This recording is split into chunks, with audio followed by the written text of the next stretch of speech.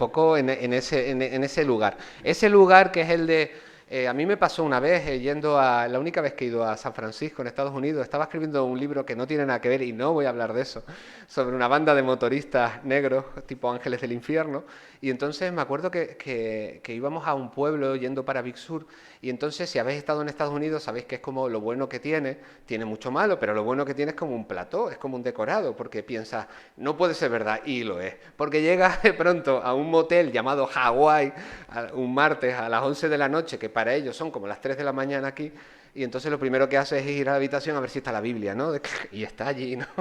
Y entonces esa noche el conserje nos dijo, yo le dije, oye, ¿hay algún sitio para tomarte algo, no?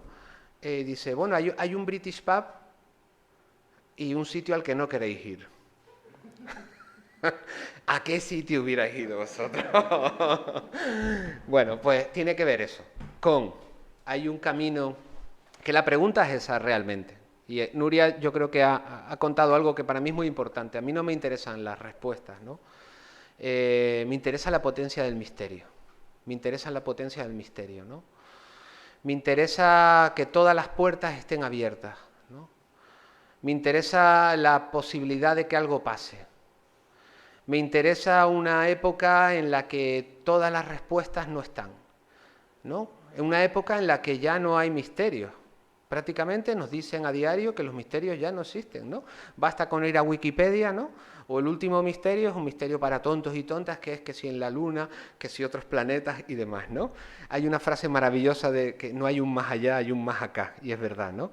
Y por eso, una de las grandes dificultades que tiene el mundo oculto, en mi opinión, y yo creo que lo vemos todos y todas en las cosas cotidianas, porque yo he seguido el rastro de Aleister Crowley. Me he ido a Cefalù, en Sicilia, buscando su vieja abadía de Telema. Una abadía donde practicó todo tipo de rituales de magia sexual, terminó expulsado por Mussolini, que lo expulsó, ¿no? Y y aquel día que yo siempre que voy a sitios me suceden cosas como extrañas, porque y tiene que ver con la meteorología. Había un calor y era caldo infernale. Esa más era la portada del periódico, era caldo infernale y había un caldo infernale. Habían a lo mejor 45 grados. Y entonces la meteorología luchó para que yo no encontrase la abadía de Telema. Sabéis que fue abandonada por Aleister Crowley y hasta hace poco podías ir, si tenías la valentía y la brillantez de encontrarla, porque tampoco era fácil, vas a la oficina de turismo y dices, ¿dónde está la abadía de Telema de Crowley? Y, ¿no? Y ella se, inmediatamente por el rabillo del ojo, a mí me pasó, dijo, ya llegaron los locos que todos los años están preguntando por la... Entonces señaló así como, y me dijo, pero es propiedad privada. Digo, sí, sí, tú dime dónde está, ¿no? Y me señaló como un campo de fútbol, una zona de edificios y tal, y ahí estaba yo, saltando alambradas, la policía pasando al lado, empapado en sudor. Me acuerdo que mi pareja llegó un momento en que desistió, me dijo, sigue tú, y me dio la botella de agua. Ese momento bonito, yo hice así, dije, nos vemos luego. Y lo bonito de esa historia, y voy a intentar encauzar esto, es que no encontré la abadía. Y luego mirando por Google Maps, estaba a 10 metros de donde estaba yo. Estaba a 10 metros, estaba ahí mismo, o sea, amor estaba ahí, pero entre la maleza no la encontré. Y esto que digo no es consuelo de tontos, no, no existe. No se puede volver al pasado, ¿no? No se puede volver al pasado. Cuando nos encontramos con personajes, mentes tan poderosas, no solamente como con Crowley, sino por ejemplo con Alan Moore, que me imagino que conocéis casi todos los que estáis aquí, ¿no? Yo creo que la sensación que tenemos muchos y muchas es la de sentirnos como pequeñitos, ¿no? Porque te hablan de actos mágicos, ¿no? Y entonces de pronto dices, pero si yo no sé hacer nada, ¿no? Si mi vida es una vida... Y realmente no es así. Realmente no es así. Claro que la magia existe, ¿no? Claro que la magia existe. Pero no hay un más allá. Las malas noticias es que no aparecen demonios. Eso está en el cine. Bueno, cuando tengáis aquí a Aldo Linares dentro de unas semanas, que yo lo conozco, es un buen amigo, él os va a contar experiencias que él ha tenido seguramente, si le preguntáis, bastante, por decirlo de alguna manera, impactantes, ¿no? Pero cuando digo esto, la gente como que muchas veces me han dicho, ¿pero cómo?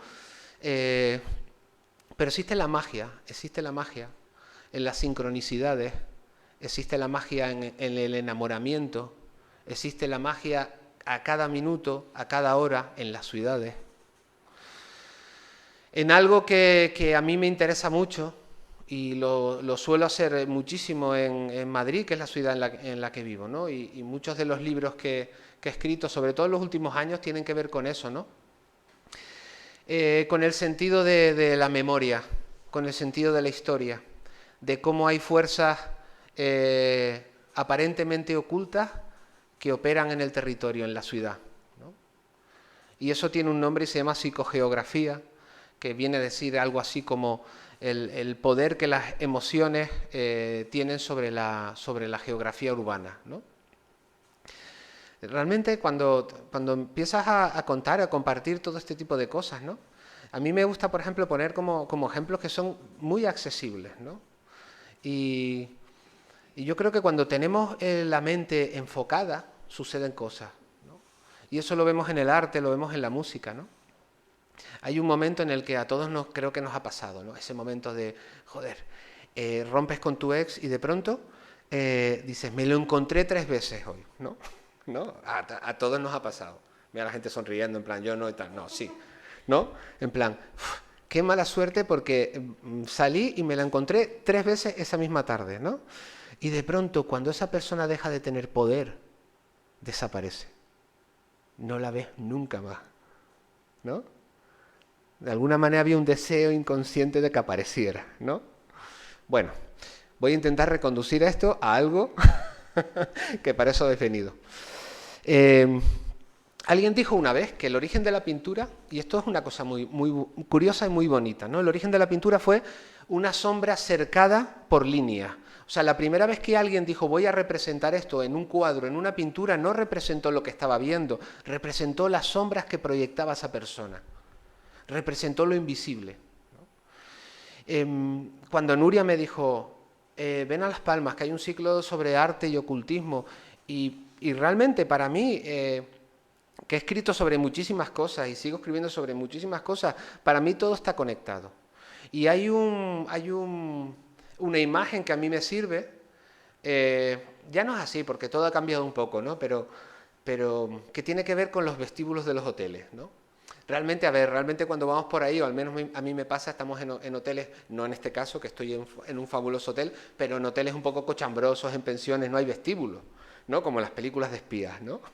¿No? Pero el vestíbulo para mí es algo interesante, porque en el vestíbulo, al menos en el cine, o si tenéis la ocasión de ir a un hotel lujoso, de pronto, si esperas a alguien, dice, no, voy a esperar sentado en el sillón.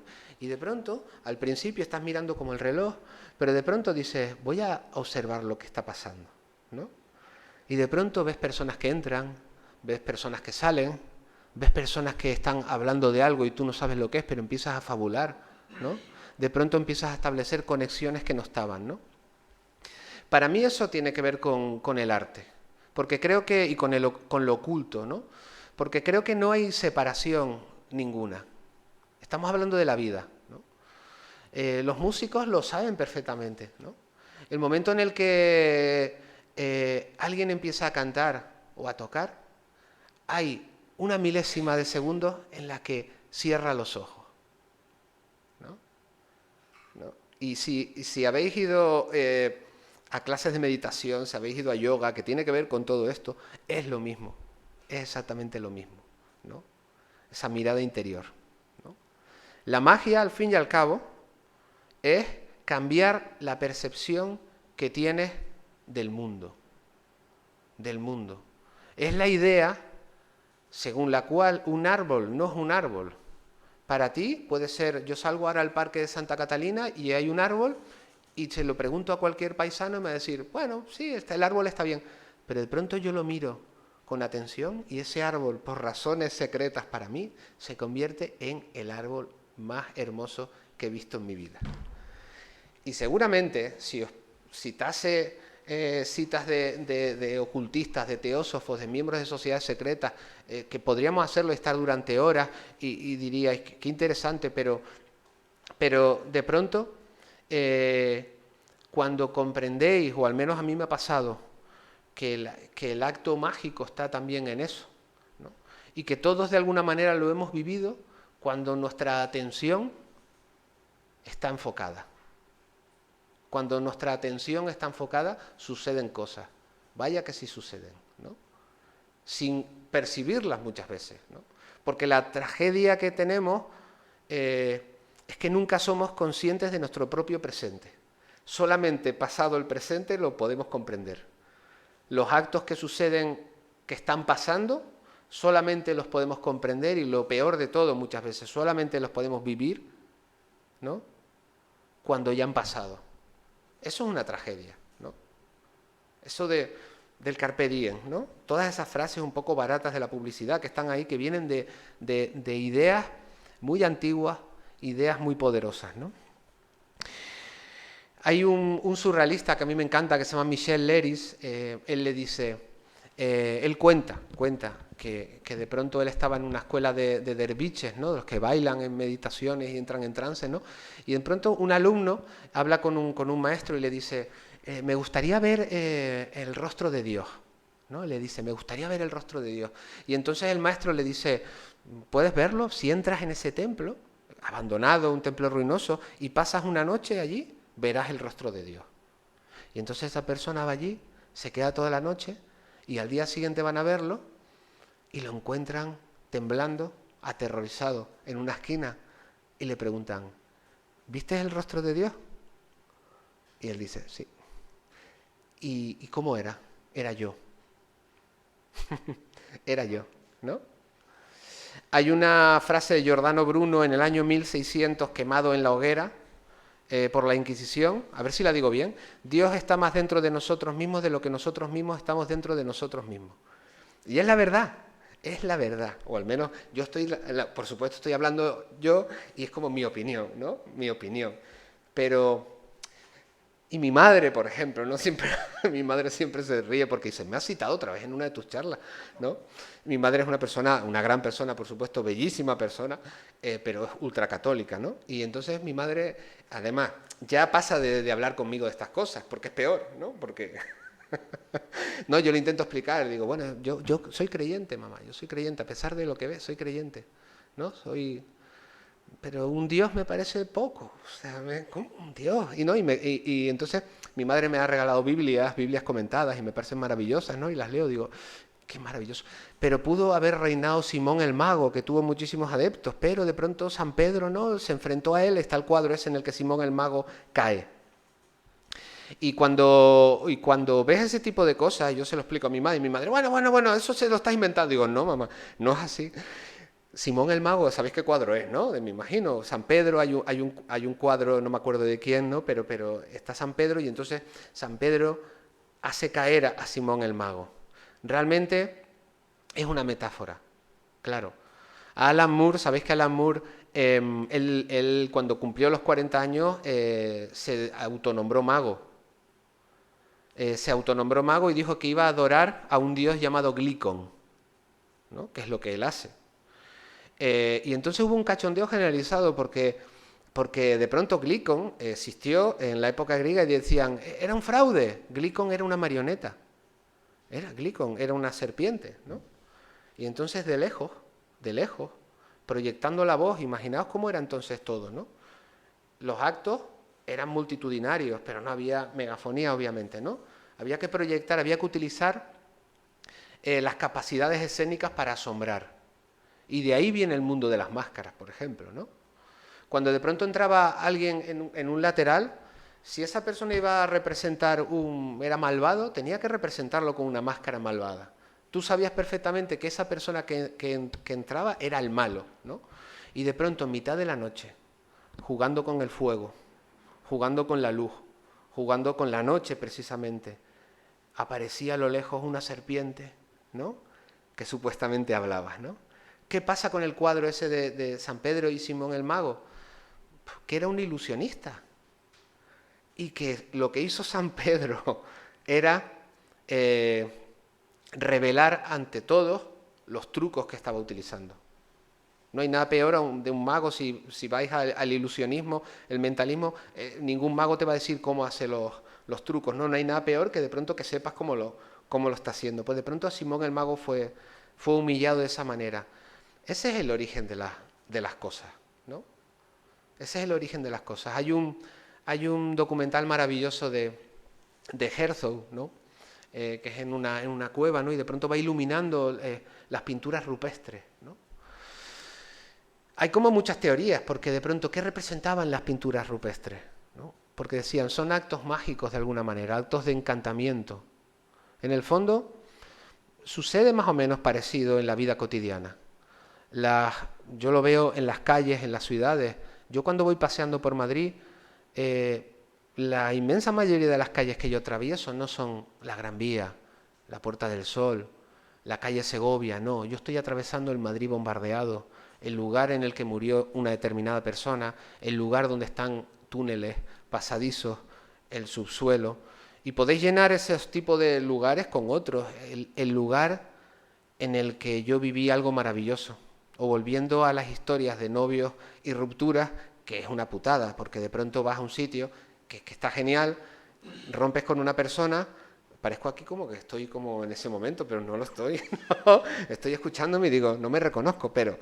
y de pronto os han fastidiado ese lugar, entonces tienes que reencantar ese lugar.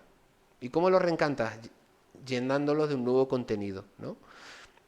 Y de pronto hay como muchas teorías, ¿no? Porque dicen, reencantaban las imágenes que veían en las pinturas rupestres y el acto mágico tenía que ver con hacerle ver a esa persona que estaba viendo eso, que ese bisonte, ese animal, el que sea, iba a ser casado, podía ser casado, ¿no? Podía ser casado, ¿no? Pero hay otras teorías también. Y lo que vienen a decir es que quien mostraba eso era un chamán, era un brujo de la época, y utilizando de pronto la pintura, utilizando de pronto la iluminación, de pronto se animaba todo eso. Y si veis el documental de Herzog, es increíble porque no me acuerdo cómo se llama, pero empieza así, ¿no? Y de pronto ves que casi tiene movimiento, ¿no? Y de pronto, en medio de la noche, ¿no? Dicen que el primer terror que sentimos fue el de que la noche no terminase. Imaginaos arrojados al mundo, la primera noche, ¿no? El miedo de terminará la noche, aparecerá el sol, ¿no? Pues en medio de ese ambiente, alguien que sale entre las sombras, que tiene autoridad y que de pronto te empieza a contar moviendo las manos así, y de pronto utilizando técnicas del ilusionismo, saca algo y te lo enseña, ¿no? O te coge el corazón y te saca algo y dice, toma, este es el corazón, ¿no?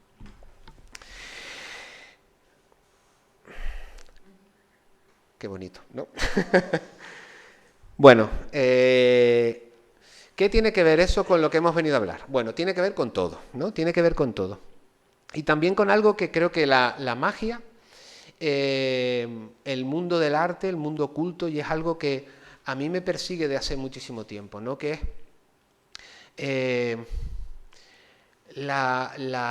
cuando os he dicho que a mí no me interesa, a mí me interesa la potencia del misterio, no me interesan las respuestas, ¿no? No quiero saber, ¿no? Es importante que todas las preguntas estén hechas, ¿no? Que todas las preguntas estén abiertas, ¿no? Pero también es una época donde, como os decía al principio, no hay misterio, no hay duda. Y uno de los personajes que van a aparecer, y voy a ir rápido porque tengo fama de hablar mucho, es Dada, son los dadaístas, ¿no? Y hay una frase maravillosa que es totalmente imbatible, totalmente imbatible. Y hay un momento en el que Dada de pronto se convierte en algo muy famoso. Son los años 20, los dadaístas ya han empezado a desaparecer, llega el surrealismo, pero de pronto hay un manifiesto en el que dicen, Dada duda de todo, ¿no? La duda, ¿no? La duda. Dada duda de todo, porque la duda es el progreso. Dudar nos hace progresar, ¿no? Y creo que hay una época esta donde rara vez vivimos experiencia. ¿Cuál fue el último acontecimiento que habéis vivido? Acontecimiento. Bueno, hemos vivido uno tremendo, ¿no? Que ni siquiera hemos sido conscientes todavía de la magnitud, que es vivir una vida semi-enmascarada.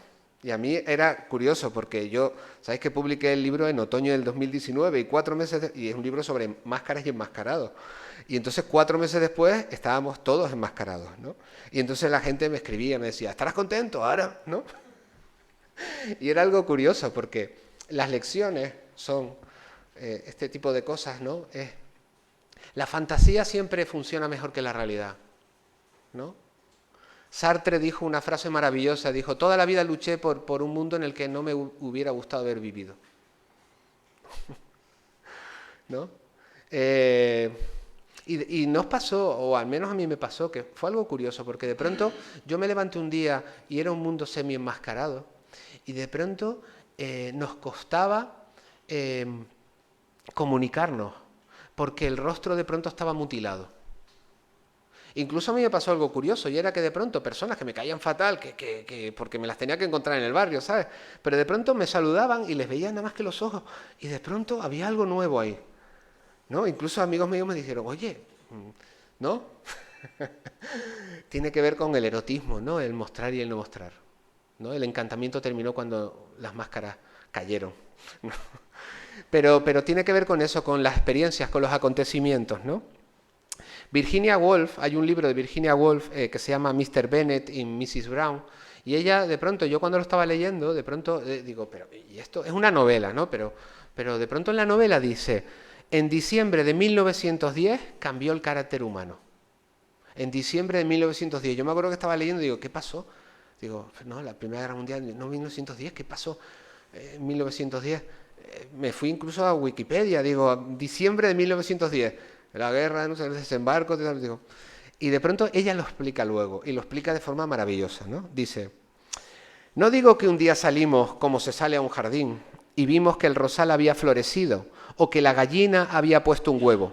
El cambio no fue tan repentino ni tan definido, pero cambio hubo de todas formas, y dado que somos arbitrarios, esto me encanta, digamos que fue en esa fecha, aproximadamente en 1910. Es la necesidad, o al menos yo lo veo así, y creo que el arte y lo oculto se dirigen a eso, ¿no? La necesidad de reencantar un mundo donde no hay acontecimientos ya, no hay experiencia, ¿no? No hay experiencia. Las experiencias son, o yo tengo la sensación que son muy devaluadas, ¿no? Son muy devaluadas. Vamos a lugares sabiendo lo que va a suceder. Comemos la comida que sabemos cómo va a saber, ¿no? Vamos a aquellos lugares seguros, ¿no? Ese momento en el que eh, hay un camino recto, un camino que te lleva a o hay un camino torcido, hay un camino lleno de peligros, y todos tenemos esa tentación, porque por eso estamos aquí. Porque estamos aquí, o creo, o pienso, o yo estoy aquí, no porque sea un creyente, ¿no? Sino porque entre lo recto, lo correcto, elegimos siempre lo torcido, el error, la anomalía, ¿no? ¿Por qué nos gusta lo negro? ¿No? ¿Por qué vemos luz en la oscuridad? Esas son las preguntas que también se hicieron hace un siglo muchas de las personas que van a aparecer aquí. Y para mí, y porque estuve investigando varios años sobre eso, para mí uno de los elementos más interesantes, y os invito, porque posiblemente, bueno, a lo mejor me equivoco, pero posiblemente todos y todas tengáis una máscara en vuestra casa, me imagino, o os habéis puesto una máscara alguna vez, ¿no? Bueno, pues yo os invito a que os pongáis una máscara, ¿no? Porque ahí también suceden cosas.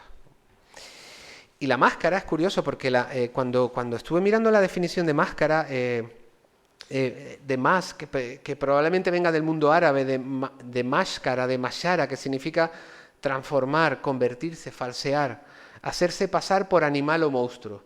Realmente los egipcios, ¿no?, que siempre tienen un nombre más bonito para todo, lo dijeron de una manera muchísimo más bella, ¿no? Porque decían habitar una segunda piel, ¿no?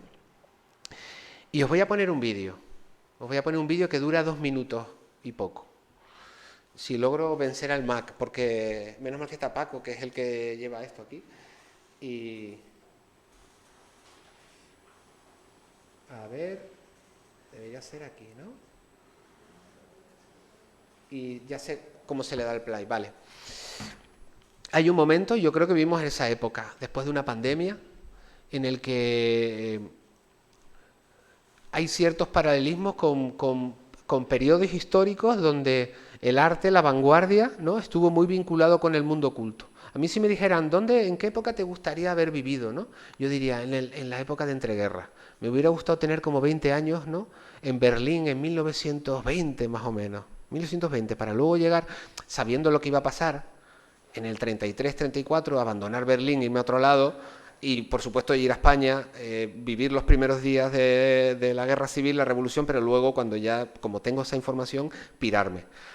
Bueno, pues en el periodo de entreguerras pasaron muchísimas cosas y de pronto hay una invocación a los poderes ocultos.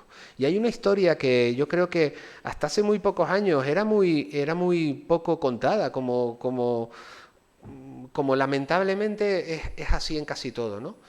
Por ejemplo, la presencia de las mujeres en el surrealismo, ¿no?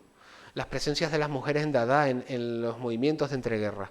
O algo que de pronto, si miráis en la bibliografía de los últimos años, cada mes se publican cosas, se hacen jornadas, se hacen debates, que tiene que ver con las conexiones del mundo esotérico, lo invisible, el mundo oculto con el mundo del arte. Y es curioso, porque antes se lo comentaba a Nuria, posiblemente esta charla no tendría ningún tipo de sentido si la hubiera hecho hace un siglo, porque era algo absolutamente normal.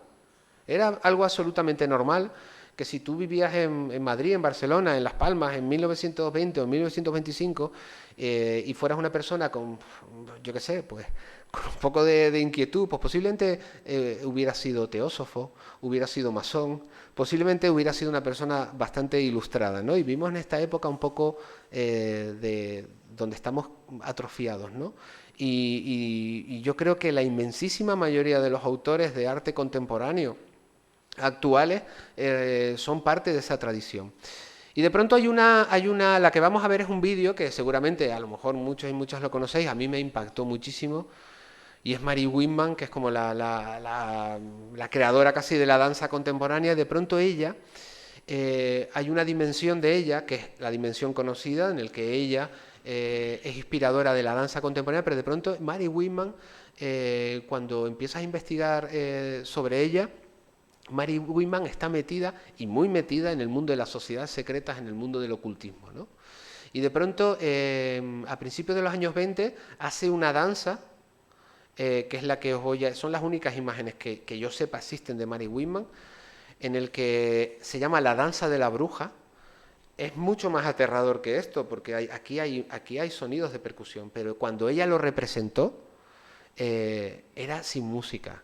Entonces, el efecto que creó fue tremendo, porque la gente primero no entendía nada, pero luego había una sensación de incomodidad absoluta, porque ya veréis la manera en que se expresa Mary Winman, utilizando una máscara del teatro japonés, máscara que es el teatro No, que son máscaras sagradas. No son máscaras que aquellos que se las ponen, las cogen, las guardan, ¿no? Son máscaras de poder. Y hay algo curioso con todo esto, y es que en el periodo de entreguerras, los surrealistas estaban absolutamente obsesionados con el mundo de las máscaras y con el mundo de la magia, con el mundo primitivo, con el mundo de los chamanes. De alguna manera era normal. Lo que había traído la civilización, la razón, era la Primera Guerra Mundial, nada más y nada menos, ¿no? Entonces, de alguna manera, sí que mirándolo con el tiempo había una sublimación de aquellos lugares que ellos consideraban que todavía había unas culturas auténticas. La mala noticia de todo esto es que siempre llegamos tarde a todo. Y cuando ellos ya iban buscando esto, ya había pasado todo, ¿no?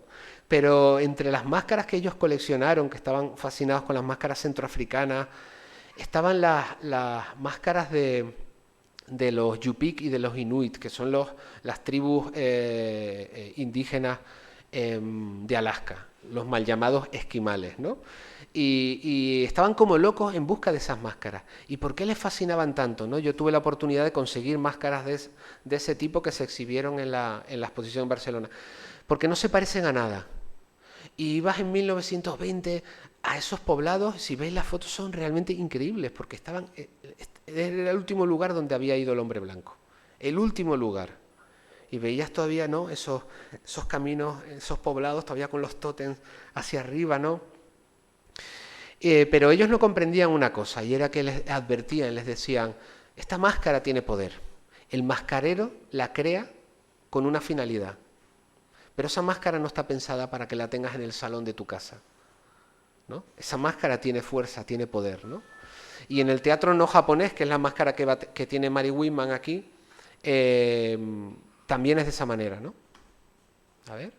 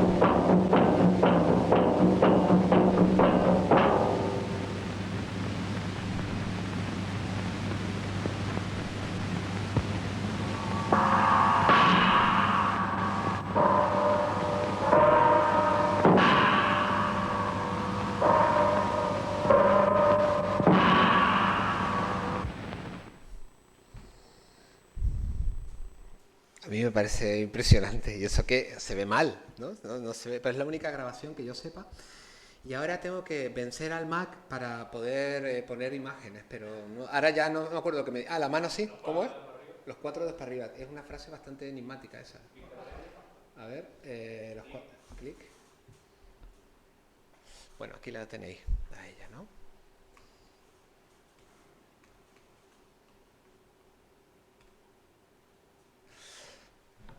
Bueno, esta fotografía no es nada conocida y a mí me encanta. A la derecha está Hugo Boll y a la izquierda está Hans Arp. Y están en Pompeya. Están en Pompeya. Más o menos unos pocos años después de haber fundado el Cabaret Voltaire en Zúrich. Y a mí esta foto me parece maravillosa. Yo creo que es la única foto de ellos en Pompeya. Y yo nunca he ido a Pompeya. Pero si voy a Pompeya buscaré a ese primer protodadaísta, ¿no? Que en una de las casas de Pompeya pintó.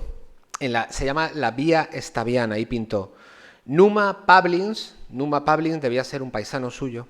Numa Pablins es un imbécil. Esto está pintado ahí, ¿no? Hay una frase de Hugo Boll maravillosa que dice: todas las librerías deberían quemarse, solamente debería conservarse aquello que puede ser retenido de memoria, ¿no? Cuando os he contado de qué estaba pasando con Mary Whitman, ¿no? Estaba pasando esto, ¿no? Que mientras en Europa se vivía una guerra, esto es el Monte Verità, que podéis ir ahora mismo, como siempre llegamos tarde a todo, si tenéis muchísimo dinero podéis ir a Monte Verità, que es una especie de residencia en Suiza carísima, balneario, pero a principios de siglo aquí había pasado Hermann Hesse, habían pasado los anarquistas, había pasado todo el mundo. Y de pronto en Monte Verità, en 1916, mientras se funda el Cabaret Voltaire, está pasando esto, ¿no? Que hay un personaje llamado Rudolf von Laban, que es el que tenemos el penúltimo, el hombre que está el penúltimo que se ve ahí, el que tiene la baqueta detrás, el que está en un lateral, que de pronto ha montado una sociedad secreta en el Monte Verita. Y de pronto Mary Whitman, los dadaístas, todos ellos coinciden ahí, ¿no? Y los bailes que aparecen, las danzas esas absolutamente caóticas que se cuentan y que se narran de lo que pasaron en los días del Cabaret Voltaire, aquí han nacido, ¿no? Han nacido en estos días aquí, ¿no? Bueno, este es el Cabaret Voltaire.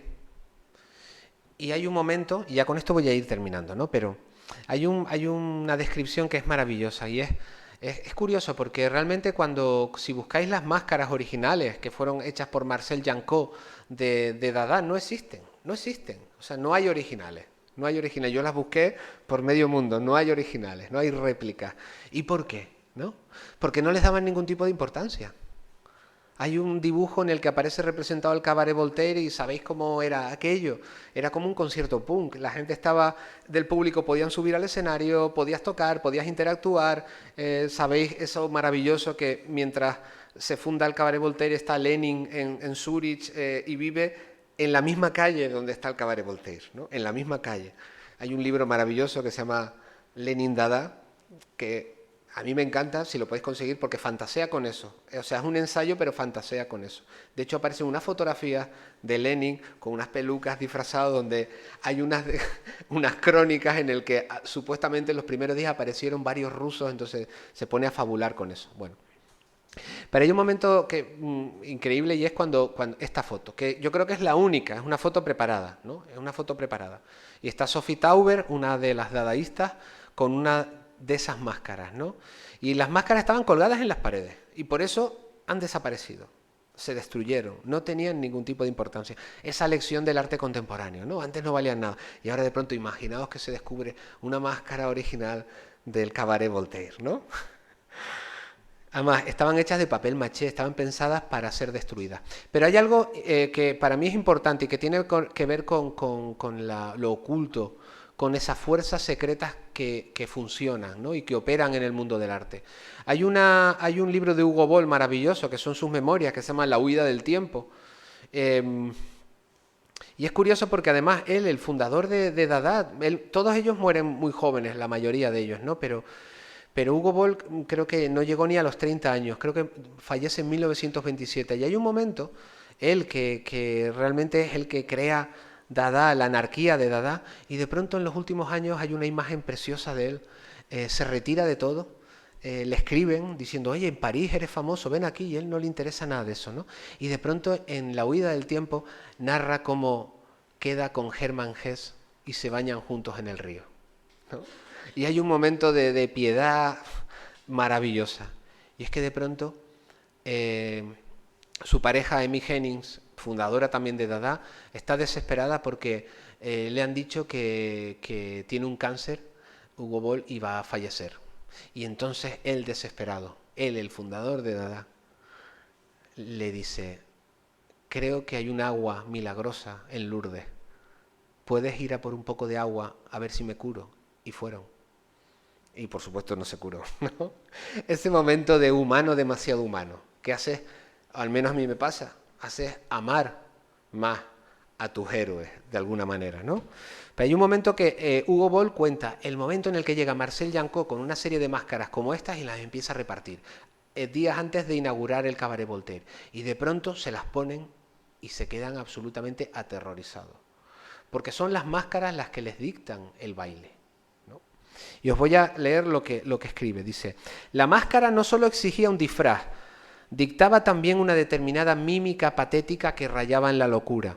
Sin haberlo siquiera imaginado 5 minutos antes, nos movíamos componiendo las figuras más singulares, adornados y guarnecidos con objetos imposibles, superándonos unos a otros en ocurrencias. La fuerza motora de estas máscaras se nos transmitió de una forma sorprendente, irresistible y aterradora. Habíamos aprendido de repente lo que significaba para la mímica, para el teatro, para la magia. Las máscaras simplemente exigían que sus portadores se lanzaran a una danza trágico-absurda.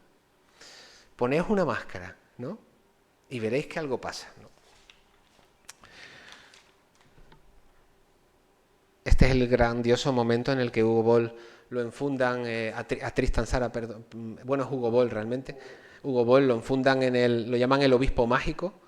No podía moverse, lo bonito de esto es que no podía moverse en este traje y lo tenían que sacar en brazos del escenario, ¿no?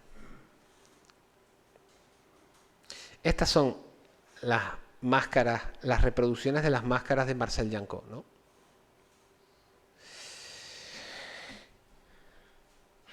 A que de pronto habéis venido aquí a una conferencia sobre arte y ocultismo y hemos estado hablando de muchísimas cosas, ¿no? Me da esa sensación, ¿no? Y a mí me gusta que sea así, ¿no? De muchísimas cosas, ¿no?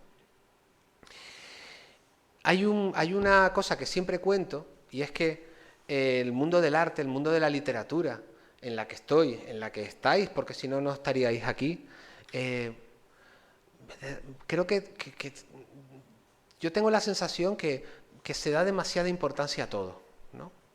Está claro que estamos hablando de un medio tremendamente snob y en gran medida insoportable, porque no hay nada más insoportable que aguantar a un artista o un escritor a tu lado y eso que yo soy escritor, ¿no?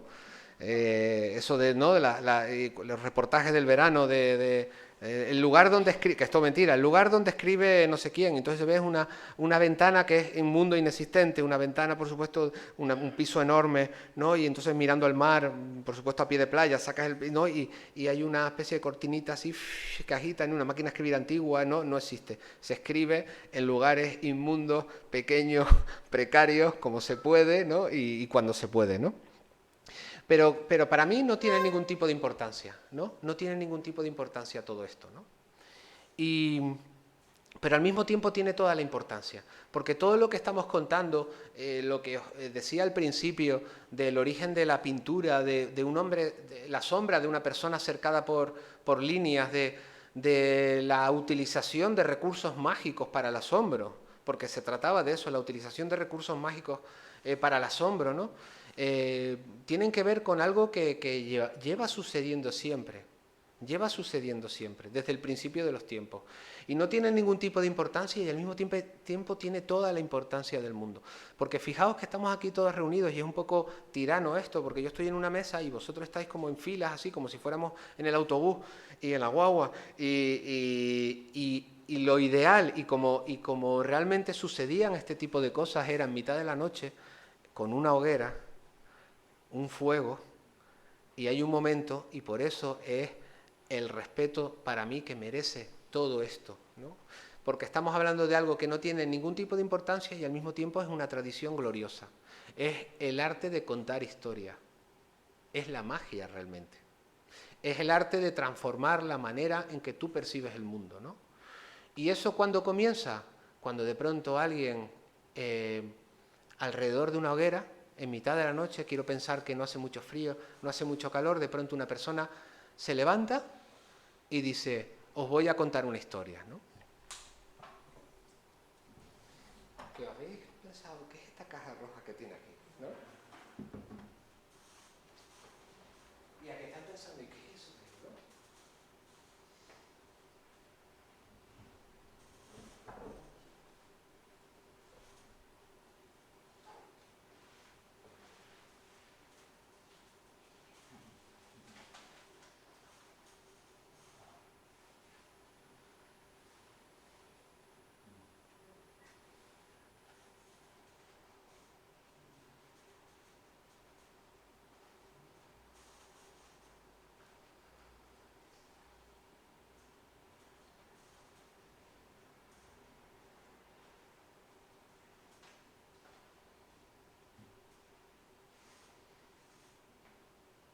Hubo un escritor, T.S. Eliot, que en 1921, mientras pasaba todo esto, todo lo que os he estado contando, publica un libro que se llama La Tierra Baldía. Y en La Tierra Baldía hay un poema que dice lo que dijo el trueno.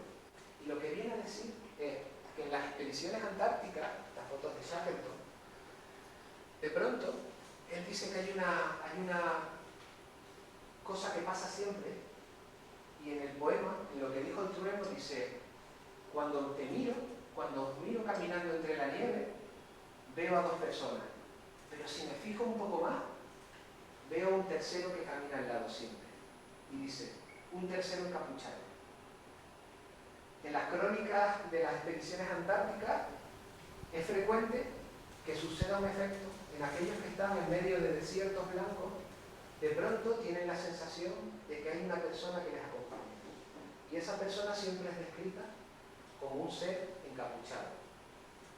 Al final, yo creo que todos estamos aquí para darle la razón a un escritor como Arthur Machen, que también estuvo metido en la magia y en la sociedad secreta. Arthur Machen dijo: el hombre y la mujer están hechos para las visiones y por las visiones. Muchas gracias.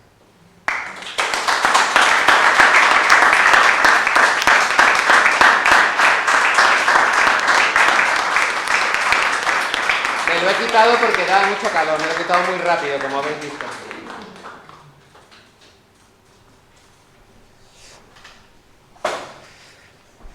Bueno, y ahora es el momento en el que tenéis que hablar de vuestras visiones.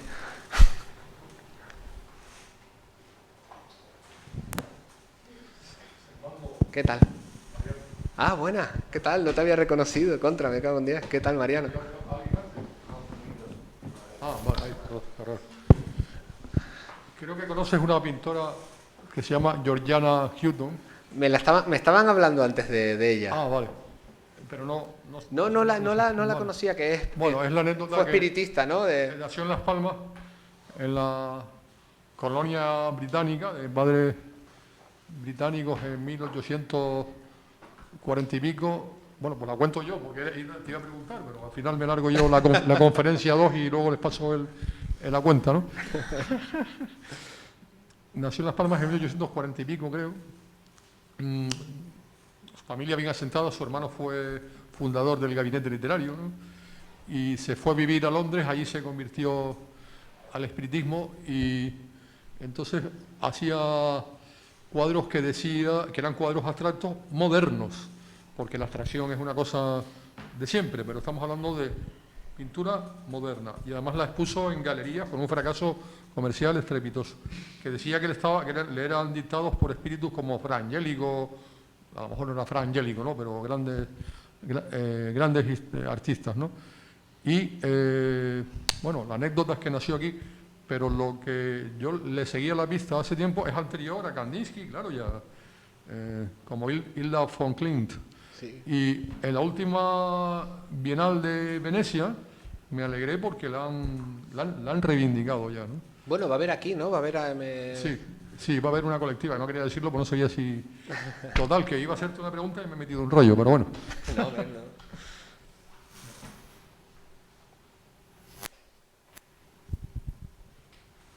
De hecho, sabes que las escritoras, las mediums, las espiritistas, fueron las precursoras también de la escritura automática de los surrealistas, ¿no?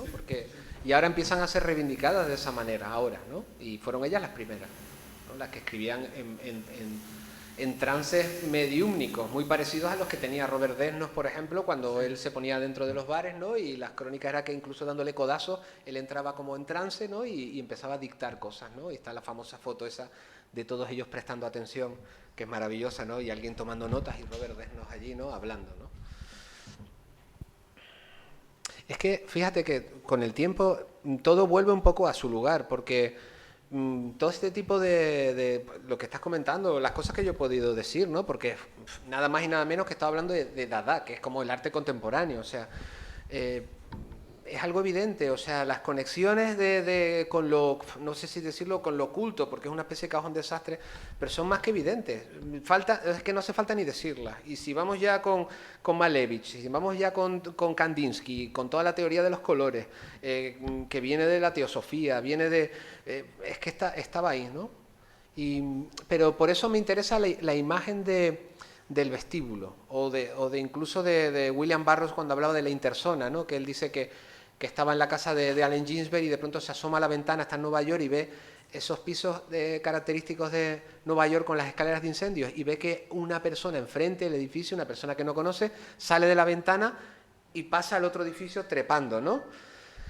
Pues es creo que, no sé si esto es muy grandilocuente, pero el futuro del arte, de la creación, es estilos o géneros, mundos compartiendo universos. ¿no? Compartiendo universos. Por eso ahora mismo creo que no hay nada que esté más de moda que lo mágico. O sea, no hay semana donde no... Porque realmente yo creo que es un poco, vemos un déficit, ¿no? Es un poco, creo, salvando las distancias, lo que debían sentir todos los artistas que vivían al margen durante el periodo de entreguerras, ¿no? Esta civilización, ¿a dónde nos está llevando? ¿No? ¿A dónde nos lleva esta locura? ¿No? ¿A dónde nos lleva? De pronto, ¿quién nos iba a decir? No solamente la pandemia, ¿no? ¿Quién nos iba a decir que íbamos a estar hablando otra vez de la Guerra Fría? ¿No? Entonces, de pronto, ¿esta civilización a dónde nos está llevando? Esta absoluta ultraintensidad de religiosidad que no es tal, ¿no? De religiosidad que no es tal. Porque no hay nada más, la mayor recopilación de fenómenos sobrenaturales lo tenéis ahí en la Biblia, o sea, no hay que irse muy lejos, hay de todo, hay de todo. Nigromancia, hay cualquier cosa está ahí, ¿no? Y cuando yo hablo con mi Santa Madre le digo, ¿y entonces ahí qué pasa? No, bueno, porque, claro, pero ahí sí, digo, claro, ahí sí. Creen en todo, creen en todo. Levitaciones, caminar sobre las aguas, resurrecciones.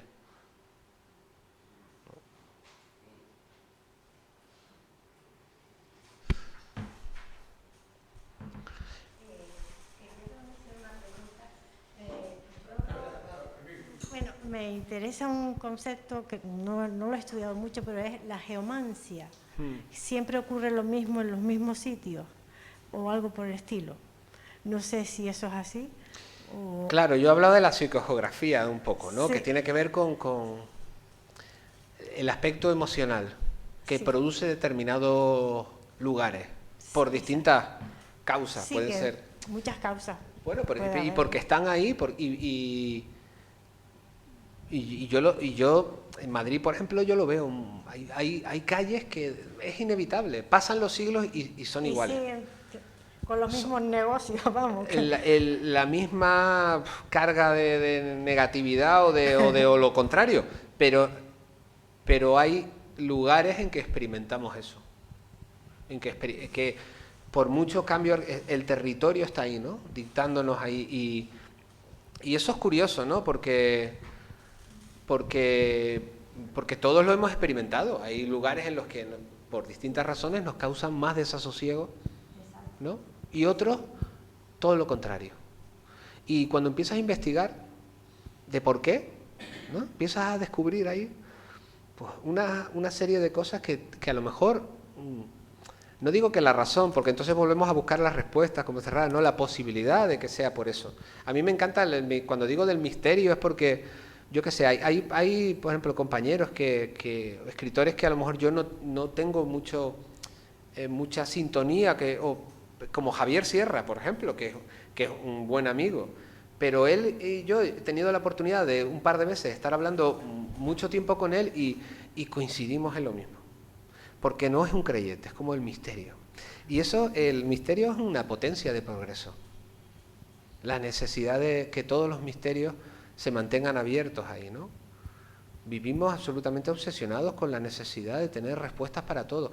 Y es algo que, por ejemplo, a mí, sabéis que, por ejemplo, yo hace unos años íbamos, por supuesto con absoluto respeto, ¿no? Pero íbamos a los viernes por la tarde, encima esto está grabándose en streaming, me están viendo, pero luego esto no lo ve nadie, ¿no?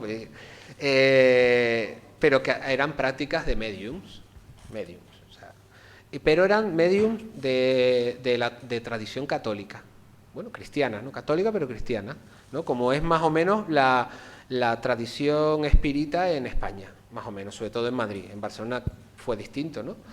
Pero en Madrid más o menos es así. Y ellos, es apabullante, pues yo íbamos ahí a las 7:30, cogíamos sitio, ¿no? Y entonces era increíble, ¿no? Porque hablaban mediums, ¿no? Y entonces habían charlas de todo tipo, era tremendo aquello. Y entonces era increíble porque no tenían duda de nada, te decían...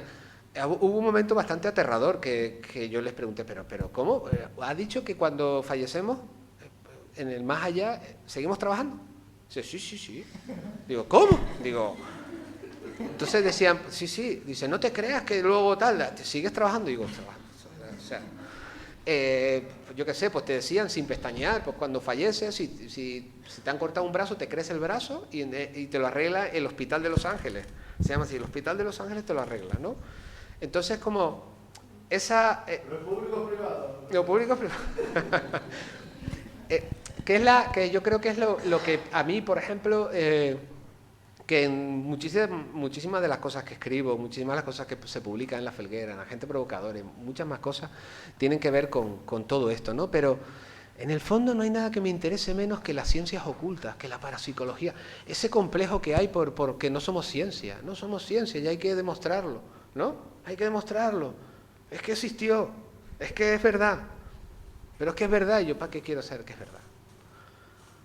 Lo tremendo es que Aleister Crowley, en el momento en el que le está dictando el libro de la ley, que lo publicamos nosotros, la única edición en castellano autorizada por la Ordo Templis Orientis, la sociedad secreta que todavía existe en Nueva York, que está en una lavandería, bajas unos escalones y te encuentras ahí el templo. ¿Quién no se metería en eso? ¿No? Vas a la lavandería y luego tal, ¿no? Y te encuentras unos señores muy barbudos, todos tatuados allí, ¿no? Y que nos decían cosas como que si la tipografía que estábamos utilizando para nuestra edición era teológicamente correcta. La tipografía, la llego a haber dicho que era la Cosmic Sans y me mandan Pero el momento en el que está Aiwass, el demonio que supuestamente ve Crowley así de reojo, además bastante aterrador, son todos fenómenos bastante aterradores, la verdad. Nadie se aparece como, ¿no? Él está como en la esquina y además él cuenta que hizo así de reojo, ¿no? Y lo vio, ¿no? Y describe un poco cómo era Aiwass, ¿no? Y entonces le va dictando, es un libro profético, y le dicta el libro de la ley, ¿no? Y que fue increíble porque nosotros hicimos una presentación de ese libro con un ritual en el que la gente entraba a un sitio, en un sótano, con los ojos vendados. O sea, la gente entraba, tenían que pasar por una especie de cortinilla que ponía abracadabra y la gente no veía el sitio. Porque eso es algo bastante perturbador, entrar en un sitio que no lo ve. Entonces le poníamos una venda en los ojos. Y entonces, durante cerca de una hora, a un volumen demencial, una compañía que además son amigos que están metidos en el mundo mágico, representando el libro de la ley, el ritual, con absoluta exactitud, fue increíble. El momento en el que cerca de 70, 80 personas se quitaron la venda de los ojos, algunos de ellos ya estaban temblando, otros con lágrimas en los ojos, el momento en que se quitan la venda y ven aquello, ¿no? Pero ¿qué veía Crowley si yo hubiera entrado allí? Yo no hubiera visto nada. Está Aiwass en la esquina, no veo nada, ¿no? ¿Es real? Sí. Él lo está viendo. Es real, sí. Entonces siempre es todo grandilocuente, siempre son demonios que se aparecen, tal, y de pronto nosotros, seres humanos pequeñitos, modestos, ¿en qué tenemos? ¿No? Pero la magia está. Me encanta que mientras digo esto está sonando unos sonidos. La magia está, la magia existe, la magia está en la vida cotidiana. Pero, amigos, hay que esforzarse, claro. Porque si eres un cabroncete, por mucho que leas todos los libros del mundo, seguirás siendo un cabroncete. Y Alan Moore, en Ángeles Fósiles, otro libro que hemos publicado nosotros, que es maravilloso, dice, si quieres salir de tener una vida próspera y demás, él lo dice, ponte a trabajar, esfuérzate más, ¿no? Esfuérzate más. Hay un momento maravilloso de Valle Inclán que él creía, al que adoro, y Valle Inclán creía en todo, absolutamente en todo. O sea, es como cuando lees a William Burroughs, al que adoro también, entonces tú lo lees como metáfora, pero de pronto te pones a leer a William Burroughs diciendo, no, es que él creía, además lo decía, él creía absolutamente en todo lo que aparece en sus novelas, en todo. Y Valle Inclán creía en todo, y entonces hay un momento que él lo cuenta Ricardo Baroja, creo, ¿no? Pero él cuenta que un día en el Ateneo se encuentra con Mario Rosso de Luna. Mario Rosso de Luna fue nuestro gran mago, lo llamaban el mago rojo de Logrosán, o sea, él, tipo erudito, montó la teosofía en España, descubrió, creo que fue un cometa, o sea, era una... Y entonces él tenía fama de tener capacidades sobrenaturales, ¿no? Y entonces Valle Inclán le dice, don Mario, Valle Inclán no era pobre, pero tampoco era, siempre vivió un poco diciendo, yo me gustaría tener más prosperidad, y entonces para a Mario Rosso Luna y le dice, Mario, mire, es que si usted me pudiera decir algún sitio donde haya un tesoro, porque entonces había un grimorio que fue un bestseller que se llamaba el libro de San Cipriano, que era un grimorio español, que lo tenéis por ahí en cualquier librería esotérica. Está el libro magno de San Cipriano, creo que se llama, ¿no? Y entonces al final viene una descripción de lugares donde hay tesoros, en Galicia y como en el norte de Portugal. No te dice exactamente dónde, ¿no? O sea, te dice más o menos, ¿no? Entonces le dice, y esto me parece maravilloso. Y es lo bonito de todo esto, es lo bonito de todo esto. Porque en todo esto hay un grandísimo sentido del humor, que no lo hay cuando conocéis a gente metida en el mundo oculto, porque son señores muy serios, muy leídos, ¿no? Generalmente, ¿no? Y de pronto le dice Valle Inclán, y dígame usted algún sitio. Y entonces María Rosa de Luna lo cuenta luego y dice, es que yo había tenido un sueño. Y en el sueño, Valle Inclán me preguntaba eso. Y en el sueño yo le decía dónde estaba el tesoro, porque sé dónde está el tesoro. Pero en el sueño yo veía como don Ramón hacía un mal uso del tesoro, ¿no? Y entonces, para desistir, le dice a Valle Inclán, sí, sé de un sitio, pero hay un problema. Y Valle Inclán, ¿qué problema? Que está vigilado por gnomos. Y entonces Valle Inclán le dice, coño, ¿y cuántos hay? Dice, 7. Y la pregunta que le hace luego es maravillosa, dice, ¿y se muestran propicios? No. Dice, bueno, ¿qué se va a hacer? Y se fue el hombre, ¿no? Y eso que Valle Inclán, para mí, el libro más poderoso del mundo esotérico, escrito en castellano, es La lámpara maravillosa. Tú ves La lámpara maravillosa, editado también por nosotros, por supuesto, está editado por ahí también de bolsillo, pero nosotros hemos editado una edición mucho más bonita. Pero te pones a leerlo, es un libro increíble, es un libro maravilloso. Y te habla del quietismo y demás, ¿no? Y en el fondo, ahí está lleno de conceptos de esoterismo muy sofisticados, pero en el fondo decía, ¿y qué prácticas mágicas hacía don Ramón? ¿No? Pues a lo mejor don Ramón del Valle Inclán lo que hacía era nada más y nada menos que pasear, ¿no? Y pasear, prestar atención, ¿no? Prestar atención. ¿Cuándo fue la última vez que hicimos eso? No, ahí voy a comprar el pan y me doy un paseo. No, pasear. ¿Cuándo fue la última vez que nos perdimos? Aposta.